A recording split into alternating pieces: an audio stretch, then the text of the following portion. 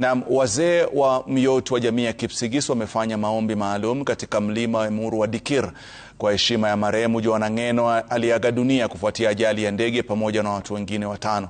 Wakizungumza baada ya kufanya matambiko, wazee hao wamesema wameombea familia za marehemu amani na utulivu. Aidha, wameonya vikali dhidi ya fujo kwenye ibada ya mazishi na kuwataka waombolezaji kudumisha nidhamu inayostahiki kiongozi wao ambayo wamemtaja kuwa shujaa. Semi hizi zinajiri kufuatia kisa ambapo makundi mawili yalikabiliana kwenye maombolezi nyumbani kwa Ng'eno. Mkuu wa bonde la Ufa Nura Abdi ameongoza kikosi maalum cha usalama kuongoza matayarisho ya mazishi ya marehemu Ng'eno anayetoka jamii ndogo ya Kapkao. Na tuweke siasa kando. Kama kuna jambo lolote tunauliza serikali afanye uchunguzi, mambo mengine tunawachia Mungu na tunawachia serikali.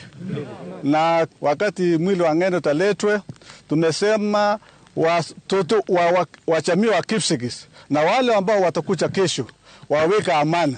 Watu wetu wote ya kaunti hii yetu ya Narok, wageni kutoka kaunti mbalimbali, viongozi wa serikali watakuwa hapa. Ile kitu tunataka tukiwa jamii ni amani.